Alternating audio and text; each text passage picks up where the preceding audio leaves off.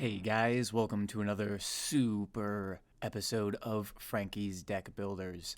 And today I've got a fun one, I think. So, I built this deck around the idea of using the Zoro leader card. I'm really liking this card. I think it's one of the better leaders we've seen so far. He's pure red, and if you attach a Dawn to him, he gives all characters on your field 1,000 power, which is really useful. And yeah, some alternative leaders. You could probably also use your green-red Luffy on this deck if you really wanted to, but I think you're going to get more use out of Zoro. And same thing with Luffy over here. Probably, you could use him, but I think this Zoro is going to be the better choice for a leader. But before we get into the full deck list, if you like these deck builds and that kind of thing, give it a like and subscribe. I'm going to be doing more, especially once we get the full deck list for Romance Dawn. I'm going to be doing, probably try to do at least one for each leader, and I'll revise the two that I've already done because the green-red is already, obsolete. I want to throw some Yamatos in there, that kind of thing. But anyway, let's just dive right into this deck, though. So here is the full deck list. I'll kind of go into more details here, but a little less going on than the green-red deck that I did. A decent amount of 4-ofs, and then as you get into the kind of higher number in like your event cards, you have some 2-ofs, and at the end as well, I'll kind of go into some alternate options. But I kind of liked this. The whole idea is to be using all various power-up mechanics to buff up your characters and debuff the enemy characters.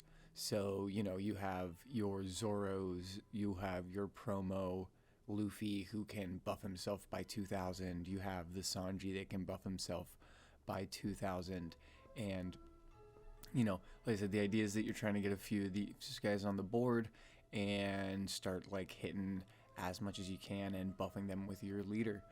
But let's kind of go into more, detail here. We have our low-cost characters, and these are ones that I could say, these are all ones that I'll probably give options where you could probably switch these out. But I'm liking the setup I have. You have 4 of each of these. You have Tama. I like her. She has the counter 2000, and she has that useful on-play ability that can subtract a enemy's character's power by 2,000, which it can always be useful. Maybe it debuffs them just enough to KO them, whatever. And I'll mention some other use that you could have with Tama, where she could combo with maybe like a Jinbi or something like that. You have Nami. She's, I think, going to be useful in any red deck, just to be moving those rested Dawn and to be utilizing everyone's abilities as much as you can.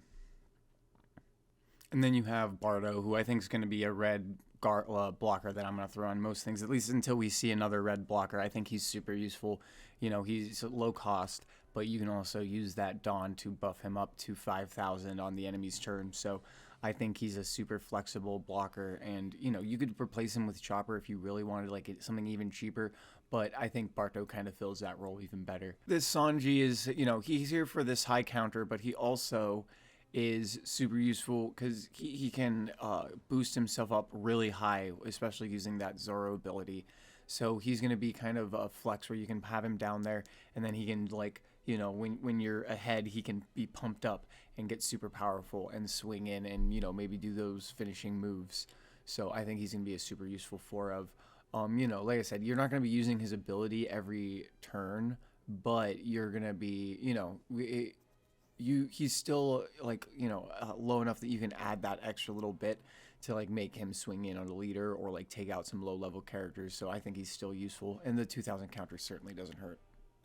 All right, we have our mid cost characters. So this side, these guys are who I'm calling kind of our anti-blocker couple. So we have Franky, who's going to be able to kind of take out your heavier blockers with his ability, and you have Robin, who would be able to take out these lower level blockers with her ability. And obviously they have other utility other than that, but that's kind of my thought with them, is you have 4 of each of these guys. They're super useful. This guy's going to be attacking stuff that's not rested, so your other team's utility cards, their blockers, all that kind of stuff, and you're going to have her attacking at the leader or another character and taking out those low level blockers or like low level utility characters. So I think both these solid 4-ofs. And then you have the promo Luffy and the starter deck Zoro. And these two, like I said, these are going to be your main attackers. You're going to be throwing them down, trying to get your Dawn onto them, getting them really, really high so it's hard to counter them, and then swinging at the leader as often as you can. The biggest problem with this deck is honestly that everything's kind of on the low cost, which is a problem you're having, like a big thing with red. Like I think Shanks is Shanks is obviously the highest thing we've seen, and most other things haven't gone much past 5. So, like I said, the idea is that you're going to want to be using the low cost to get a few of these guys out. And now we have our high cost characters. We have 2 of Brook, 2 of the Luffy from the starter deck, Brook from the base set, and then Jinbi from the base set. I did 4 of. Now, you maybe flex, if you aren't feeling like you need 4 blockers, maybe you flex it down to 2. But the idea is you kind of have 4 of these guys because he can use all those low level characters he can kind of like throw out, and, maybe he blocks and you can throw out a Bardo to have another blocker on the field. Or you throw out a Sanji, or you throw out a Nami. Like all those low cost characters are like going to be really useful to just get out on the board. And like I was saying with Otama, he can throw her out and either debuff the character that's attacking, or maybe debuff another character that'll prevent you from getting attacked again. So I think he combos well. And then you have Brook, who I think combos well with a few other things because he can lower the life ability, and that way maybe Robin can take out a different character, or maybe a little bit of a higher level blocker with her ability if you kind of attack with Brook first. And then I just did 2 of the Rush Luffy. This is the only rush I really threw in, and the idea is that he's kind of your finisher, or like one of your finishers, so you can throw him down, activate his ability if there's a blocker to get past, and swing in. Maybe this might be one you could fit 4 of or more, but I was thinking that the idea is that you kind of get get a full board with your mid-level characters, and then swing in with all of them, and then if you have the extra Dawn, you can then swing in with the Luffy and finish him off. So, but like I said, that's just kind of my thought on it. And obviously the ratios are the thing you could probably play with the most, and maybe add in some extra stuff. But like I said, we'll get to the event and stage cards. So this is another one where you could probably flex in some stuff, but I did 4 Radical Beam. I think that's much better choice than Guard Point, because it has that extra flex, and I like that it buffs your leader on the trigger. You can buff your leader or a character on the trigger. I did 2 I Can Smell Adventure just for the reshuffle. It can always be useful. This one you maybe flex, maybe some Diablo Jinbi if you feel like you're, running into too many blockers. But like I said, my hope is that the Franky Robin 4 of kind of is able to check any blockers that you're running into. 2 of Gum Red Hawk. Maybe once again you could flex if you feel like you want more 2 of counters instead of 1 of counters, but honestly, I think you do 2 of these and you'll be good to go. Like I said, I think the event ratios is the one thing I'm still playing with the most. So if you have any suggestions as to what you think the correct ratio to character to stage to event cards should be, but like I said, I think I've been doing about 10 event cards with 2 stages if I can, or if a deck doesn't necessarily have a stage that fits it, I'll do an extra 2 event cards, that kind of thing. But yeah, let me know what you think about that below. I honestly would love some thoughts on it. And then, like I said, we have the Sunny here as our stage. Going to be useful. Most of the cards in our deck are Straw Hat Crew, so you're going to be able to tap and buff them up a little bit more. So, super useful. Going to be a good card to throw in. But this is another one of those you'd probably either flex into, another 2 different event cards, or if you want. But yeah, like I said, I think a 2 of 4 the deck wouldn't hurt, because like I said, you get that buff at least 1 more character even more, so it kind of plays into that power up mechanic. And then last, some possible you know, switches. I put Usopp and Chopper here. You could switch out Chopper for like you could switch out Bardo for Chopper. This is just the starter deck with an alt art that you can get from like the champion from Japan at the moment. These are two cards that you can get from the tournament, but they're just they're the starter deck Chopper and the base set Usopp.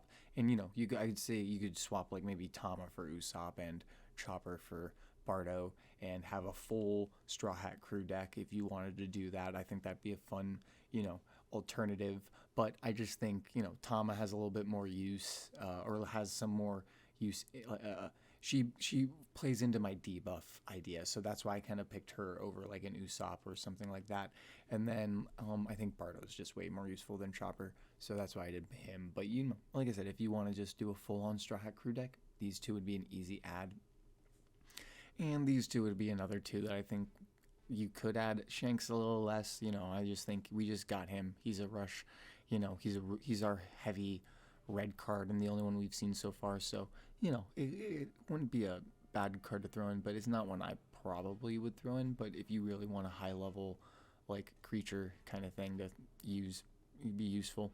And then you have Hyoguro, who, you know, like I said, I didn't throw him in, but he plays into that the buff mechanic, so you can buff a character by 2,000.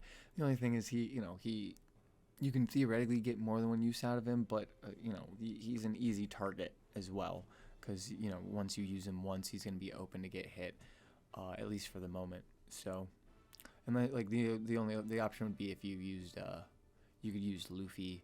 If you did the Luffy leader card, you could, you know, untap him and keep him safe. So maybe that's a swap in you two for a green red Luffy version of this. But anyway, yeah, that's my Zoro power up deck, and yeah, looking pretty good. Like I said, if you have any thoughts on it, let me know down below. I'd love to hear it. And if you want to see more deck build videos like this, hit subscribe, and you know, I'm gonna keep doing them, especially as we get more and more leaders revealed. I can't wait for that Odin. I want to build a Red Scabbards deck so bad.